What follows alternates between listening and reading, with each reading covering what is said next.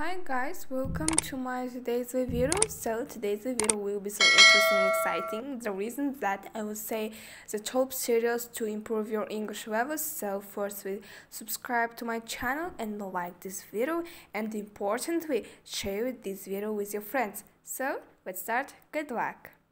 Баршаңызға қайырлы күн, құрметті менің оқырмандарым. Сіздермен бірге бүгінгі арнада болатын мен Айтолқын, және бүгінгі арнада сіздермен бірге ағылшын тілінде өз деңгейіңізді жоғарылату үшін арнайы ең үздік сериалдармен бөлісетін боламын. Ал ендеше біз бастайық, арнаға тіркеліп қойыңыз. Ең алғашқы сериалымыз сериалды өте ұзақ тұрғыда көргісі келетін жандарға арналады екен, өйткені бұл сериал бізде 153 эпизодтан тұрады, яғни 153 сериалдан тұрады. Жалпы сериалдың аты Бруклин деп аталады. Бруклин сериалы 2013 жылы жарық көрген комедия әрі детектив түрінде жанр. Бруклин полиция бөлімшесі оның ең жақсы детективі Джейк Пералта мен оның әріптестері күн сайын жаңа құпиялар мен тапсырмаларға, қылмыстарға тап болады. Осымен қоса сериал өте қызықты әрі әрбір жанға ағылшын тілінде үйренуге А1 және С1 деңгейіне дейін үйренуге үлкен көмектерін тигізеді. Енді бізде кезекті сериал Modern Family деп аталады. Modern Family сериалы бізде 250 эпизодтан тұрады. 2009 жылы жарық көрген комедия әрі Family отбасыларға арналған сериал. Modern Family атты сериал 3,5 жұлдызбен бағаланыпты. Әрқайсының өз әдеттері, дәстүрлері, проблемалары бар. Әртүрлі үш отбасының қарым-қатынасын сипаттайтын отбасы өмір жайлы, өмір туралы комедия ретінде түсірілген. How I Met Your Mother 2005 жылы жарық көрген бұл сериал 208 эпизодтан тұрады. Әрі комедия, әрі достарға арналған сериал. Сериал 4 жұлдызбен берілген. How I Met Your Mother Нью-Йоркте тұратын 5 дос туралы комедиялық ситком. Әркімнің біртіндеп өзгеріп отыратын өз мінезі, өз мүддесі мен өміріндегі мақсаттары бар. Жалпы How I Met Your Mother деген ол қалай мен сенің анаңды кездестіремін деген мағынаны білдіреді. Big Bang Theory 279 эпизодтан тұратын бұл сериал 2007 жылы жарық көрген 5 жұлдызды сериал болып табылады. Комедия әрі science, яғни ғылымға берілген адамдарға арналады.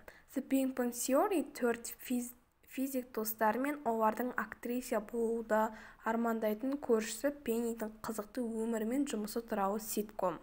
Жалпы 279 эпизодты болғандықтан сериал өте ұзақ әрі қызықты. Келесі сериал бізде Young Sheldon деп аталады. Небәрі 2017 жыл жарық көргенмен қоймай 5 жұлдызды сериал болып табылады. Комедия әрі отбасылық мүшелеріне арналған сериал. Жалпы сериал 118 эпизодтан тұрады. Young Sheldon, егер сіз алдыңғы сериал ұнаса, онда сізге данышпан Шелдонның балалық шағы, оның отбасы, мектеп күндері және достары туралы еңбектерін көбірек білгіңіз келеді. Жалпы бұл сериал арқылы сіз Young Sheldon атты жас баламен, данышпан баламен толықтай танысатын боласыз. Келесі сериалға көшейік. Өте көне тұрғыда берілген сериал. 1994 жылы жарық көрген бұл сериал 256 эпизодтан тұрады. Әрі комедия, әрі достарға арналған. 5 жұлдызды сериалдың есімі қандай? Friends. Достар. Нью-Йорк қаласындағы 6 достың өмірін баяндайтын америкалық ситком. Ағылшын тілін үйренуде ең жақсы комедиялық сериал болып табылатыны сөзсіз. Яғни бұл сериал арқылы сіз ағылшын тіліне ең жақсы сериалдардың бірі. Сонымен қатар деңгейіңізді өте жоғарғы деңгейге дейін көтере алатыныңызға сөзсіз кепіл бере аламын. That is the end. Осымен бүгінгі біздің сабақ, бүгінгі видео аяқталды.